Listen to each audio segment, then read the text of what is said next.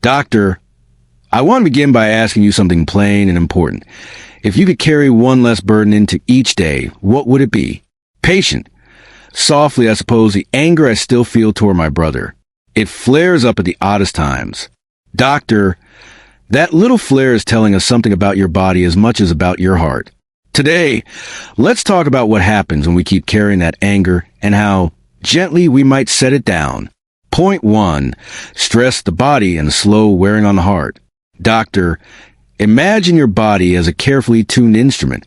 When we hold anger and resentment, the instrument plays a tense, loud note all the time. Your body releases stress chemicals. You feel faster heartbeat, shallow breathing, tension in the chest. Over months and years, this steady state makes the heart work harder. That's why I tell patients, forgiveness is not only an emotional act, it's a way to give your heart a break. Patient. So, holding a grudge can actually make my heart less healthy? Doctor. Yes. Not because forgiveness is a magic cure, but because chronic stress raises blood pressure, keeps stress hormones elevated, and increases inflammation, all contributors to heart problems. Think of forgiveness as lowering the volume on a machine that's been running too loud for too long. It doesn't change the machine instantly, but it reduces wear and tear. Doctor, offering an example, take Margaret, 73. She felt anger toward her brother for years over money. When she began a private forgiveness practice, her mornings felt less heavy. Her doctor noticed lower blood pressure readings. Margaret didn't forget the past, but she stopped reliving it daily. That is what gives the heart room to heal. Point 2. Ruminating thoughts, sleep loss, and mental clarity. Doctor, one of the most common complaints I hear is, I can't sleep. My mind won't stop replaying old fights. When your brain is replaying painful events, it isn't resting. Sleep repairs the brain and supports memory. Without it, attention and mood suffer. Patient. I've been forgetting names and appointments lately. Is that connected? Doctor, it can be. Chronic poor sleep shortens attention, weakens memory consolidation, and makes small tasks harder. Forgiveness helps because it reduces the rehearsals in your mind. A practical step is a nightly routine. Write once privately everything you need to get out about the hurt. Then close the page. That symbolic act often interrupts rumination and helps the mind settle. Doctor, analytical note, the mind needs new habits to replace old rehearsals. Even a short, consistent ritual can retrain it. Point 3. Social connection, loneliness, and the quiet value of reconciliation. Doctor, as people grow older, the quality of relationships becomes one of the strongest predictors of a longer, healthier life. Holding on to resentment often isolates us. Patient, but what if the other person isn't willing to talk? Doctor, reconciliation is not the only pathway. Sometimes forgiveness is private. You decide to stop letting the story run your day. Other times, forgiveness leads to repaired relationships that bring companionship, laughter, and support.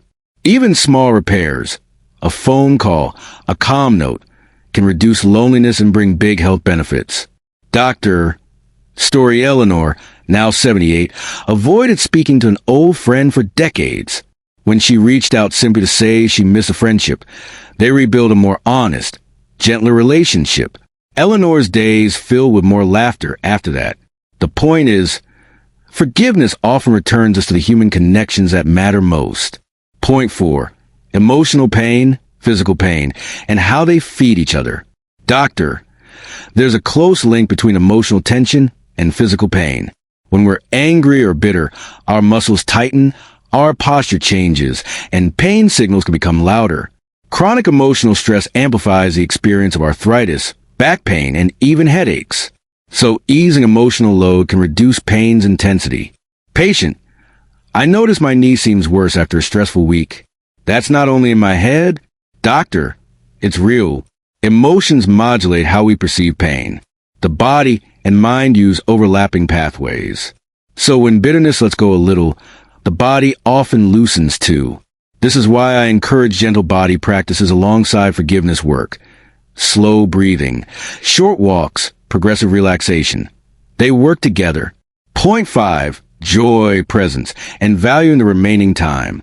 Doctor, Forgiveness opens up space for small joys that older adults often cite as life-saving. A shared joke, warm sunlight, a neighbor's visit. When your emotional energy is not spent reliving old hurts, you have more capacity to notice and savor the present. Patient. It sounds like a permission to enjoy life. Is that allowed? Doctor. Smiling absolutely. Forgiveness is a permission slip for the heart. It does not mean you condone harm. It means you choose not to let the harm continue to consume your present. Point 6. Self-forgiveness and reclaiming purpose. Doctor. Many people think forgiveness is only for others. Self-forgiveness is equally important. Regret and shame can keep you stuck, preventing you from acting in ways that give life meaning. When you forgive yourself, you free resources for purposeful activities, volunteering, hobbies, mentoring, which are strongly linked to longer, healthier lives.